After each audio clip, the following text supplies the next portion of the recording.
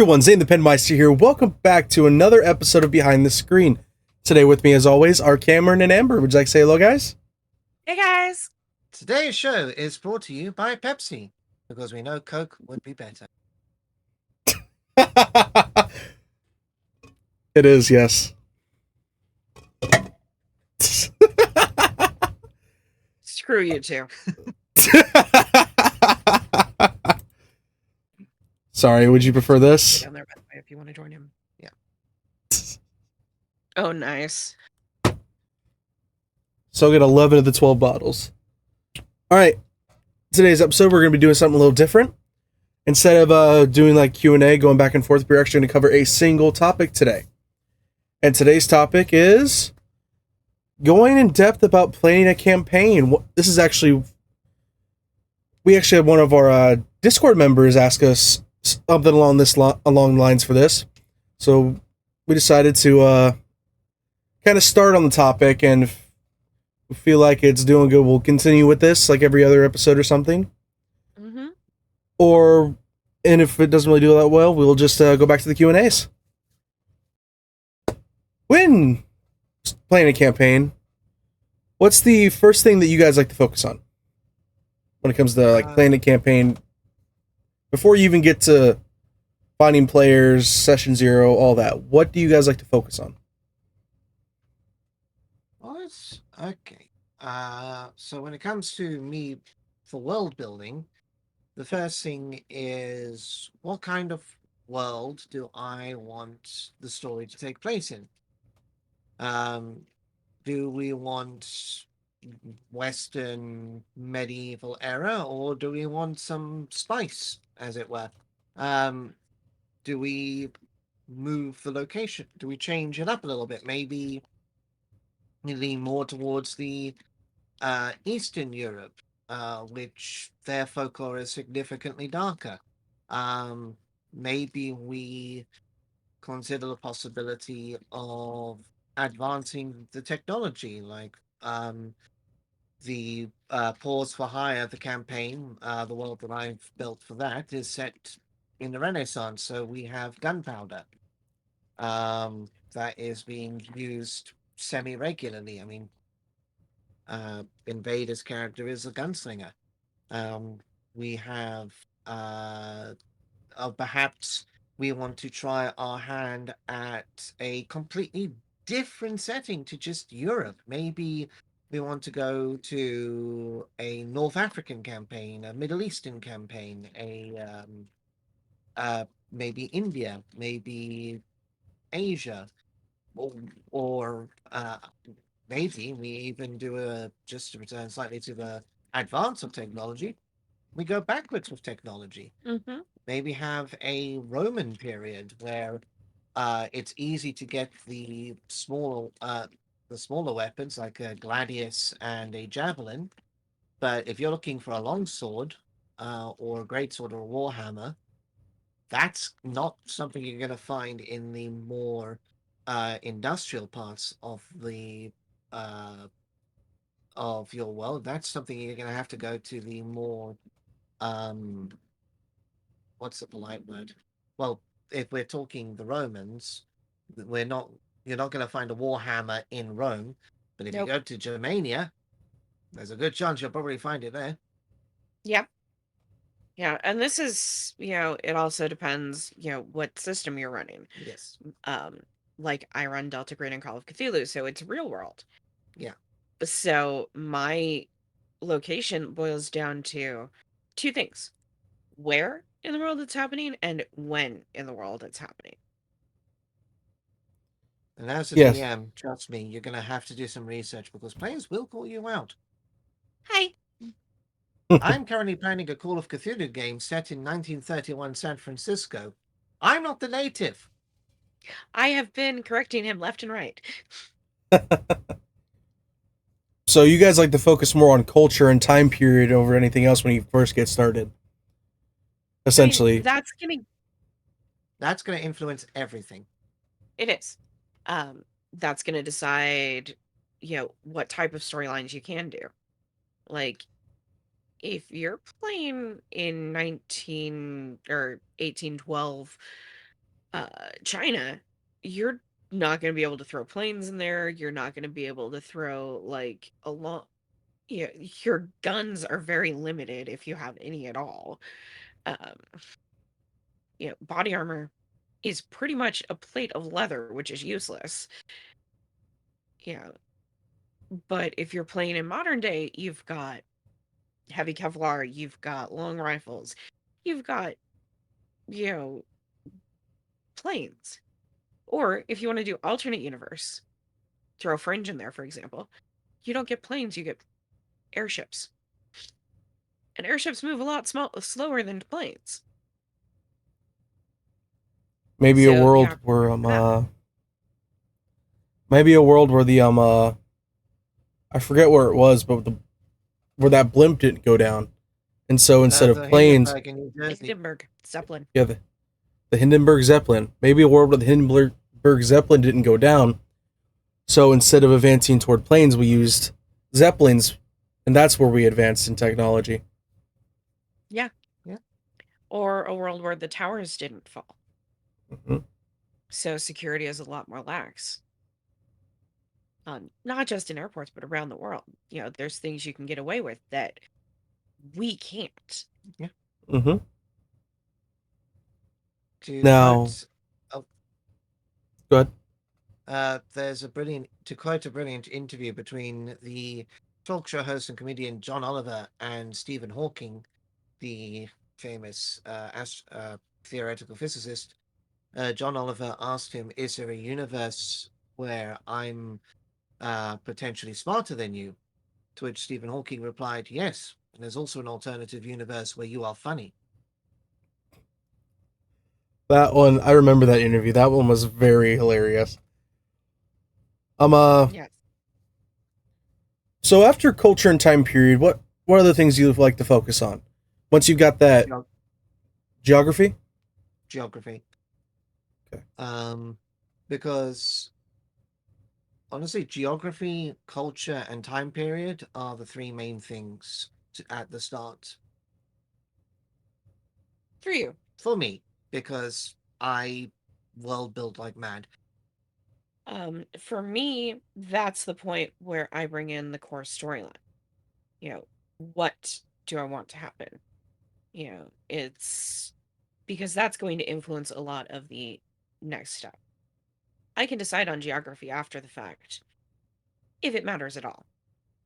But again, playing Delta Green, I play real world, so I pick a city. The geography is already there. Unless I have a reason to design a city that doesn't exist, which I don't like doing because it's Night extra work. City. I'm just I imagine. Go I'm just ahead. imagining you, Amber, running a Delta Green scenario based in Night City. One of these days. Ooh. Oh, Zane hasn't been playing long enough. He has not seen the market. um, yeah, if you use real world, if your settings are real world, the geography is going to be a lot easier because it's like, where do I want the nonsense to happen? There, perfect. Goodbye, San Francisco. Uh, I may also use mythical places in mine or alternate worlds. Uh, when it For my world, once I've created the geography, for me, the geography will tell the story to an extent. So let's say there's a large amount of water in the area. Maybe it's a coastal region. Maybe the story I want to tell will involve pirates or a dragon turtle. Uh, if the world I've created is set in a desert, maybe consider the scare. One of the main things you can consider is the scarcity of water. Uh, Maybe you're fighting against something that's stealing the water from the area. If you're in the cold, if you're up in mountainous terrain, don't be afraid to throw harpies at everyone.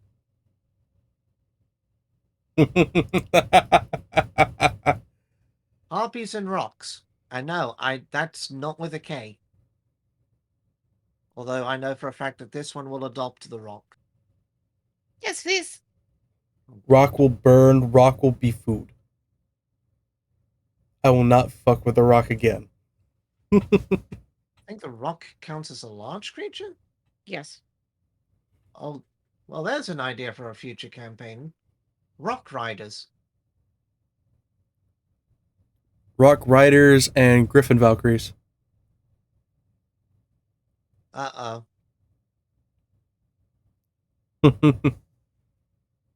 The look I just got is, yes, please. All right. So after location, time period, and culture, do you like to think more on the theme or the genre first? Like, is it going to be a gory campaign? Is it going to be comedy? Is it going to be something like that? Or are you going to be more on theme? Like, okay, this is going to be like a party saves the princess, or party is in a rebellion, or something like that. So the great thing with Delta Green is your options are more along the lines of, okay, am I going to let them shoot a lot of things? Or is this going to be more investigation? Nice and simple. I have one question to answer, and that gives me a lot of information. It's a dark scenario campaign. It is very rare that I do something lighthearted and fun, and when I do, you better be very, very afraid. The last time they walked into an amusement park, they got trapped there for 3 weeks. What's the lightest one Delta Green scenario I've run? Probably the Hawaii one, Probably.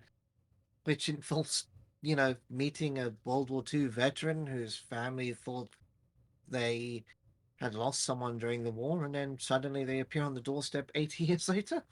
Um, Yeah, that was interesting.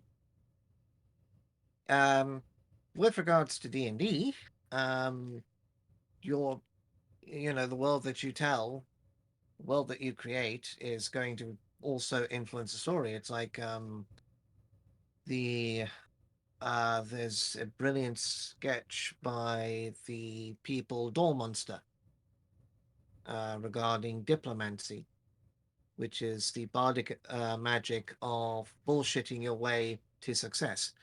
Um, The fake it till you make it. Got it. yes. Um, and they're talking about a throne room. They're talking about a king. They're talking about this and that. It's established that they're in the kingdom, and then all of a sudden, um, they fail the one role, and it's like, wait a second, this isn't a kingdom. This is a republic. Whoops. Yeah. My favorite show is Babylon 5. And to this day, and I don't care if he sees this, John Straczynski, phenomenal creator. I still say the names of the various powers in Babylon 5 do not make sense. You've got the Centauri Republic, which at its best is a constitutional monarchy. Why don't you just message him on, like, Instagram or something? Because I don't want to get blocked. Make an alt Fine, I'll do account. it. Uh, not that he's resentful, but he's also always cautious about talking about that stuff, which is understandable. Makes Um, sense. yeah, if you've got a story where your main setting is a democracy, consider the possibility of corruption within the system. If you've got a monarchy, consider the possibility of, you could do the princess has been uh taken away and you've got to go rescue her, or spice it up a little bit. Turns out the princess doesn't want to be queen. She wants to do her own thing, and she faked a kidnapping. Princess ran away, became a pirate. No, I did not steal that from Meg. You could do is his kingdom particularly has his kingdom been involved has your region been involved in a terrible war? Well, guess who's going to be walking around? Plenty of necromancers. Is your kingdom reliant on a large amount of overseas trade or shipping? Maybe a kraken has started to attack the shipping lanes. Uh, is your kingdom set in the mountains? Get the Balrog out. Now, here's another thing that I personally like to do before I start a campaign.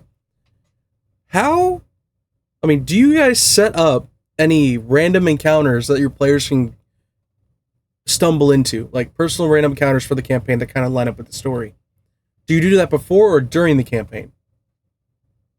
Yes. But that's just me. So as a GM, I wing it a lot. Mm-hmm. Mostly because I don't trust my players to actually follow a story. Yeah.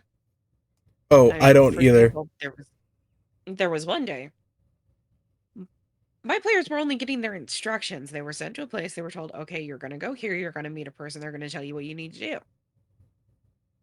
One of the groups decided to wander around for 2 hours before they went there.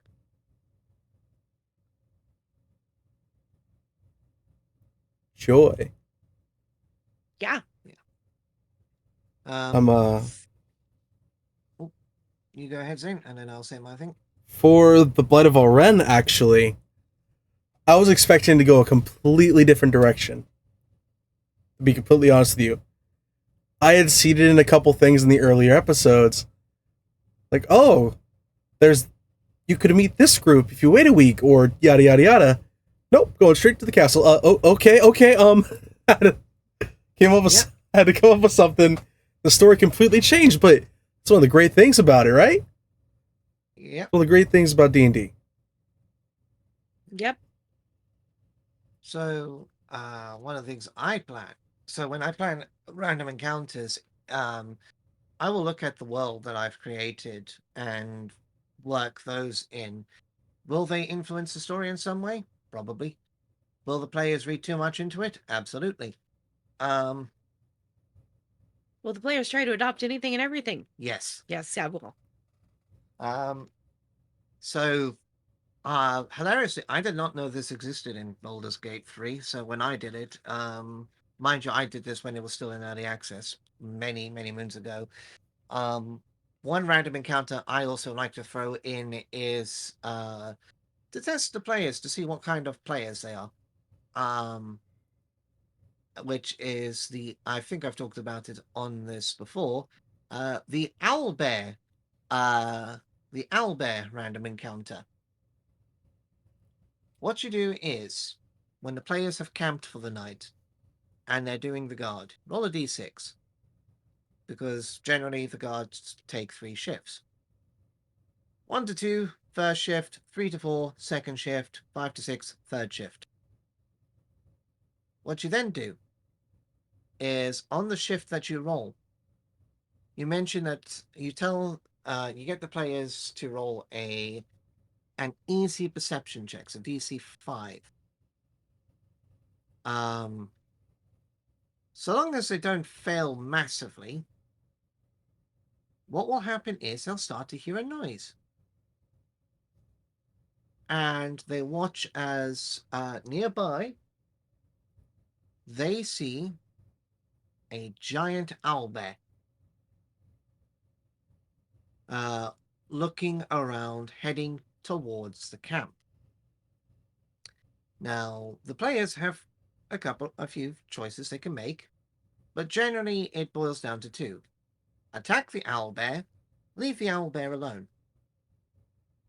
If that, no matter what happens, the same ending plays out. Excuse you. Sorry, I'm being attacked by a cat. Um, Today's special guest, Mitzi. Um, yes, hi.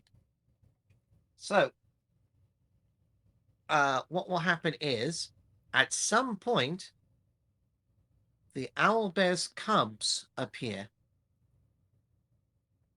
and decide, and it turns out that the owlbear is Mama Bear looking for her cubs. And, well, the players will find this way you find out whether or not the players actually care or not. If they are murder hobos or not. Because if they kill the owl bear and then they see the cubs, you can have them discuss what they want to do with the cubs. If they're murder hobos, they'll probably just kill the cubs. If they uh put up a guard but make check to see if the owlbear is actually going to attack, make it an easy roll to determine that no, the owlbear is not interested in the players, it's looking for something. And then maybe after 2 rounds of waiting to see what happens, the cubs appear and Mama Bear and the cubs go away. It's a nice little way to check players and make sure that they aren't, the one. Because as much as some people enjoy campaigns where they slaughter everything. I don't. I'm not one of them. Obviously, you should Depends. talk with your players beforehand, but sometimes people lie. Mm-hmm. Yeah, as Cameron knows and as Zane is discovering, I am the complete opposite. I will adopt everything. I can totally picture you going up to the I can owlbear. still feel your hatred from here. You killed my mimic. Yep. I can feel the I can see the hatred. It's That's fine. Revenge has been planned. yes. Zane, you're in trouble. Yeah, I might All right. plan oh sorry. Good. But in general, I will plan a few random encounters that might, give a hint to the world around them. But I won't necessarily. Generally, my random encounters can also just boil down to you meet someone on the way traveling. Maybe they're a trader. You can do a quick bit of trading on the road. Maybe they encounter a patrol. Or even maybe, and they maybe do some combat on the road just to spice things up or to be a palate cleanser, depending on what's happened. Depends on what they've been doing. If they've been doing a lot of fighting, maybe have the random encounter just be a case of you see a campfire already and a couple of people sat there and they humbly invite the players to join them. Mm-hmm.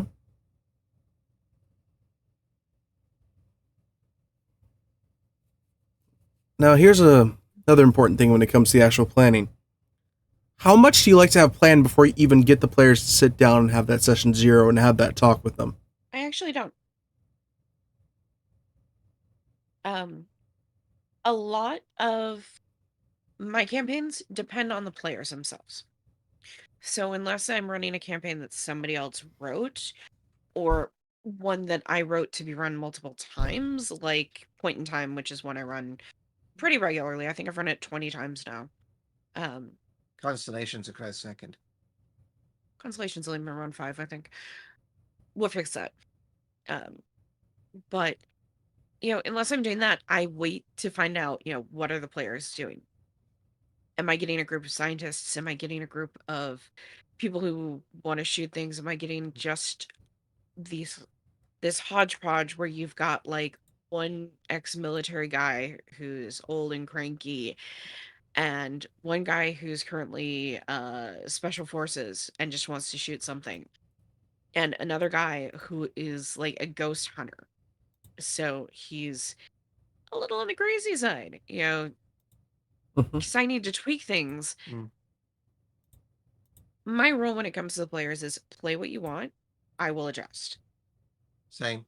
Because at the end of the day, I want them to have fun. Which means while I might have a core idea of the storyline, I'm gonna add things in to make sure that each player has their moment too. And I can't do that until I know what that moment needs to be.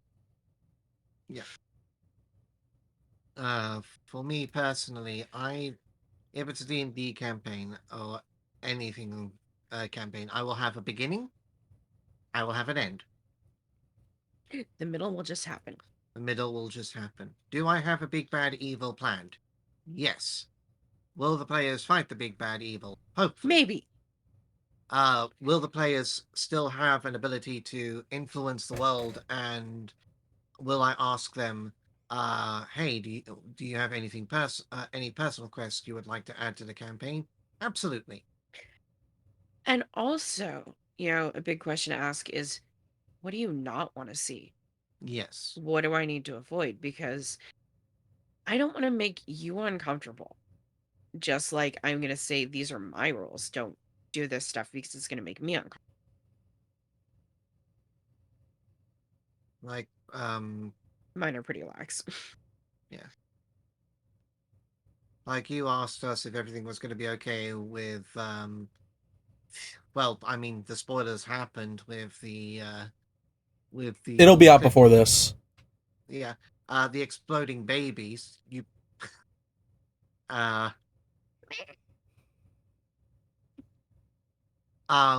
Microphone didn't pick that up. but you checked in with us and made sure that we were okay with it and all that. And you did ask us, like, is there anything that we don't want to touch upon at the start of this? Yeah. You did a very good job checking in with us and making sure, hey, what do we like? What do we not like? So that you could go, okay, they don't like this. I won't touch on this. Yeah, I for still have the example, list if I've typed got out. somebody, yeah, if I've got somebody with arachnophobia, I'm not going to send them into a den of spiders. Yeah. Or if I've got somebody who's got acrophobia, I'm not going to put them in a position where they're like constantly climbing over bridges thousands of feet in the air, because even just the thought of that is going to make them uncomfortable. Sorry. No, it's not your fault.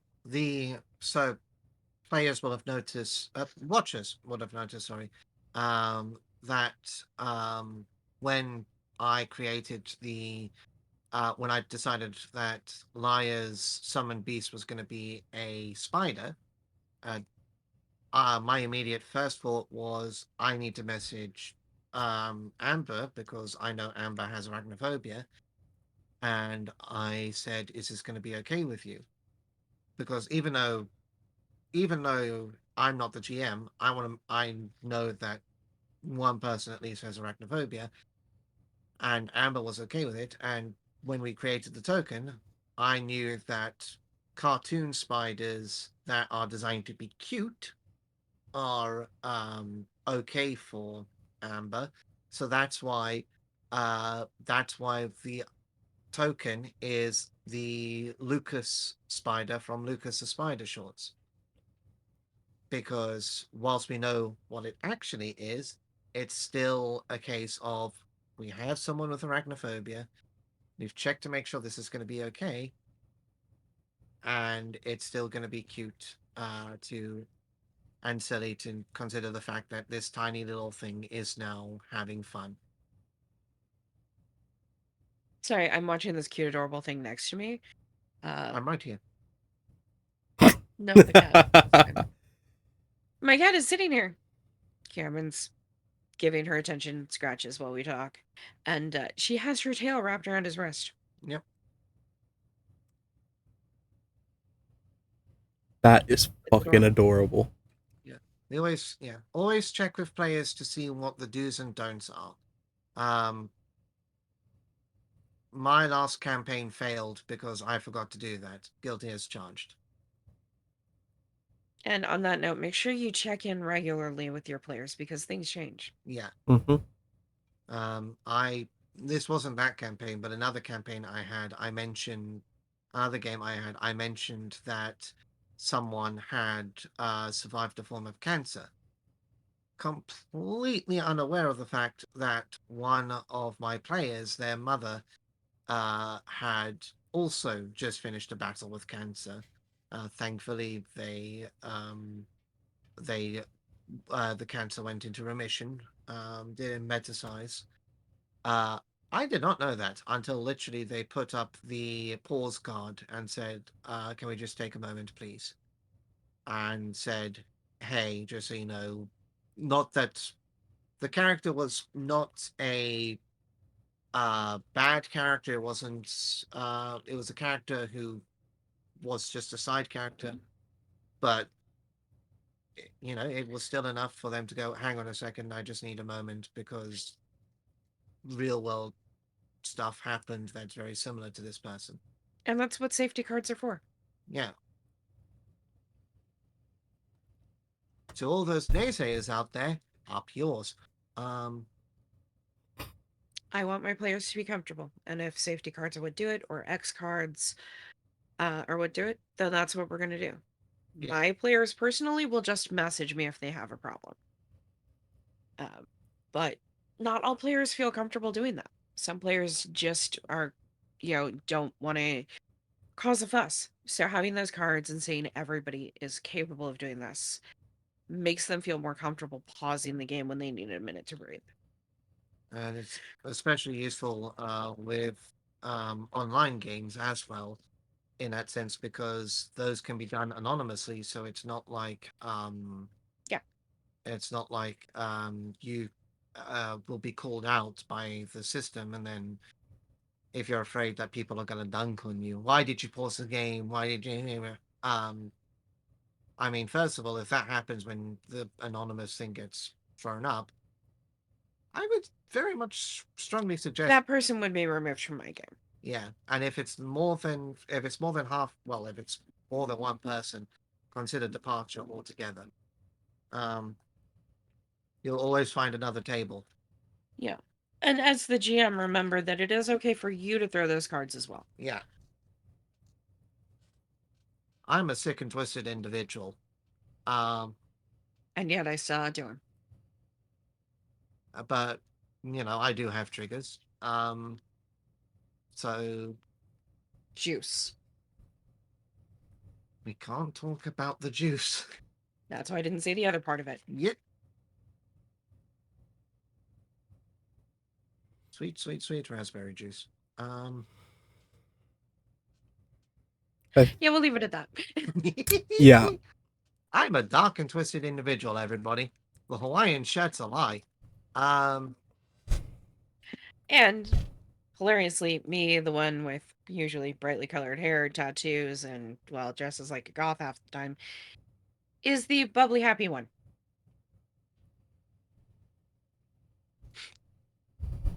Some Hades. people some people say people play characters in D&D that's the polar opposite of themselves to escape themselves. I just adopt everything. I'm a bit concerned. I generally play clerics. What does that mean in real life? Warlock. That, And you're sitting right next to your patron. Because I'm the deadly one. To be fair, I have been doing a lot of clerical stuff lately. Yes, I am also the dangerous one in real life. I mean, you're also the dangerous one in game. But I grew up in city. So, yeah, That's pretty inner fair. city. So, you learn. It's life. We went slightly off topic. Yep. Squawk. Now, I've got two more questions to ask y'all about this. How do you like to bring the party together in that first session? Like, what's your favorite go-to to bring a party together at the beginning of a campaign? So, the great thing about Delta Green is 99% of the time you have to brief them, which means they are all summoned to a place. My favorite point in time, it takes place at Fort Point in San Francisco. They don't meet in a conference room. They pull into the parking lot, and sitting on the trunk of a 69 Dodge Charger, black, not the General Lee. Although I've been tempted to put the General Lee in there a few times, but that's complicated. Is this tiny little thing with pink hair, lots of tattoos, and she's got a stack of manila folders on her lap. And as they walk up, some of them know her, some of them don't. She's got a bottle of whiskey next to her. And if she knows the characters, they get a bottle of whiskey. If she doesn't know the characters, they get they get offered a sip, but, you know, whiskey always breaks the ice. And if they don't drink, she does happen to have a bottle of something. Coffee. Usually coffee. Usually coffee. A lot of coffee.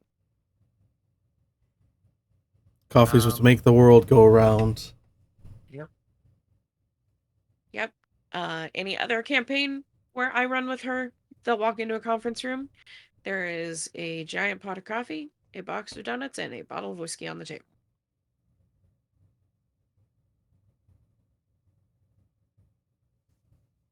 So when it comes to my way to get players involved and to sort of unite the party together, is for D&D, I like to give them a job almost immediately.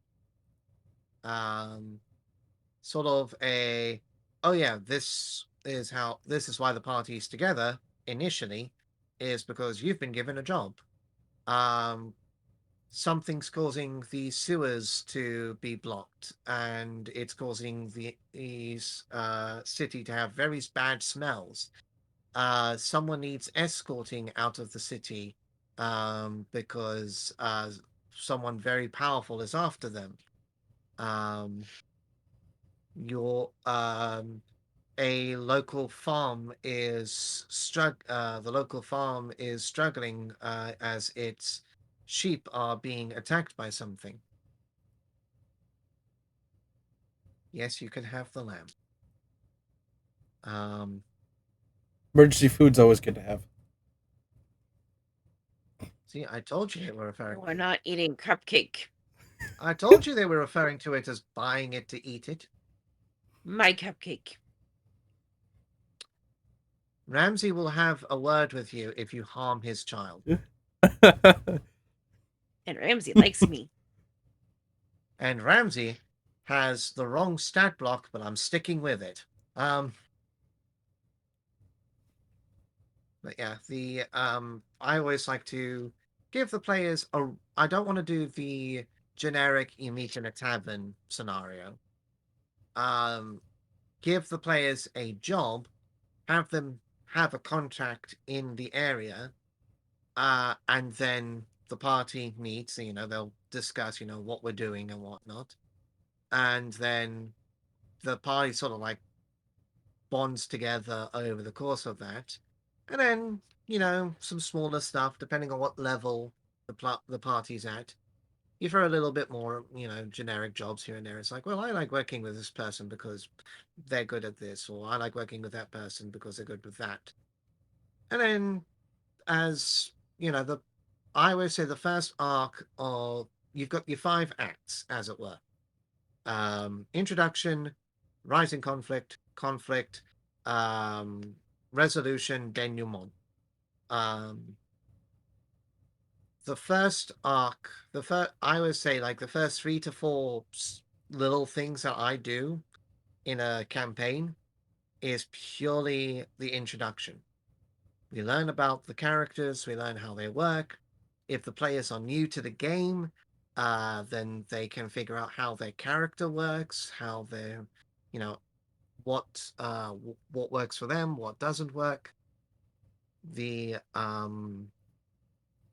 And then more experienced players, maybe they can help them out. So you get that nice, easy period of, okay, this is the situation. This is, here's some easy jobs. Have a bit of fun with it. And then once they're happy with that and everything's okay, that's when you start to go into Act 2. And that's generally when I start to introduce the main story arc in some way.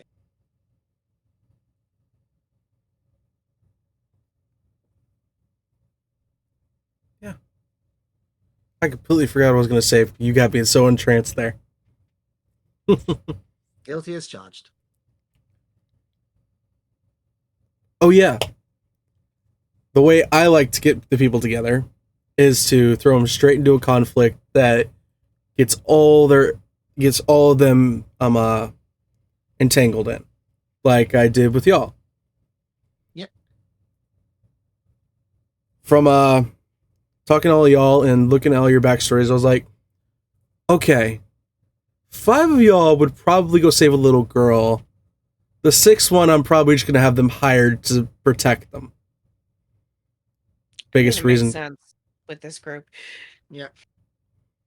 So yeah, that's biggest reason Amelia was kidnapped.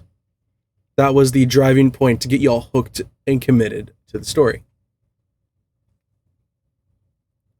But I will admit I'm a big fan of y'all starting in a tavern or close to a tavern. There's nothing wrong with it. If you can't come up with something to unite the players already, then you the tavern is the best thing for it. Mm-hmm. I uh yeah, just giving them a job. Yeah, if you guys are all another thing you could also do is if the players know one another and are willing to talk with one another, maybe they know maybe we enter the game in media res. So the player characters know one another a little bit already. Yeah, definitely. Well, are there any other points y'all want to bring up about what you like to do before planning a campaign before that first session? Always know who your big bad is, Yes. um, because you're going to want to start working them in early. If your big bad is a lich and they don't figure that out until they're walking into the room with the lich, you've got a problem. You've got a number of problems. But if your big bad is a lich and you've been hinting at it all along or hearing stories all along, then it's their own fault if they don't figure it out. Yeah. Um, with a lich, you could do things like say, recently, there's been a string of grave robberies in the area. Someone could mention stories of seeing long lost relatives. Um, Someone's walking. If you've got a major magical city, someone's been the major archives have been broken into. Maybe the Um, country's in war and bodies are going missing off the battlefield. yeah. Alternatively, if you've say got a for example, look at some creatures give effects to the area they're in. A blue dragon in a desert campaign, for example, causes thunderstorms, and players will look at it and go, "Thunderstorms in a desert? That doesn't make sense." Um, you could also report stories of people seeing lightning flash and caravans being found with the smell of static in the air. Um, if your big bad is a vampire, mention how recently there's been a string of maybe mention that someone, depending on how the vampire is performing their actions, maybe you could make mention of how recently there's been a strange plague where people have been losing blood. Um, Yep. Notice that people are putting garlic cloves around their windows. Um, have it hinted, have guards do checks on people to see if they are in fact, if they have vampirism. Um,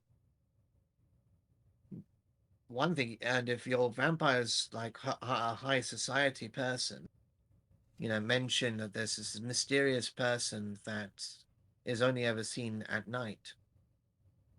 That one is a bit on the nose, but that's a great way where you could hint that actually that's the vampire's hench person. Or, have maybe the big bad is making it look like there's a vampire when there's not. Yeah. Have the minions be the obvious targets, and have the when they defeat a minion, that's when they start to notice that there's a bit more to this. If the big bad is running a massive criminal organization in the city, have them take down a lieutenant and notice some communications with others and start to notice that there's a massive web. Yeah.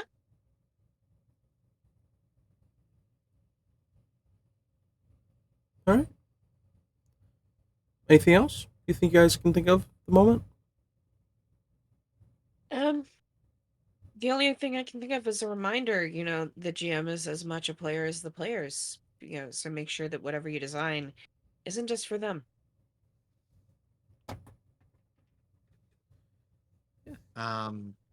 Yeah. My recommendation is have a little bit of the world history, but also don't be afraid to wing most of it. My biggest problem when it comes to world building is I go too deep on every tree branch. So You go into the splinters of the tallest branch. Yeah. I will create I have to limit myself on creating backstories for characters. There's a reason why I do it size 12 font, Crimson Pro, at double spacing. Because I know if I go beyond the second page, the DM's going to look at that and go, no.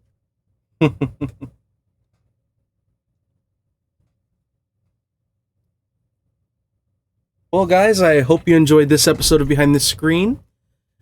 If you want us to answer any questions like the one we did today, go ahead and check out our Discord. I'll go ahead and link it down right around here. And hope you all enjoyed, but just like to say goodbye, guys. Ginny. Goodbye. All right. Hope you all enjoyed. This is PenMeister signing out.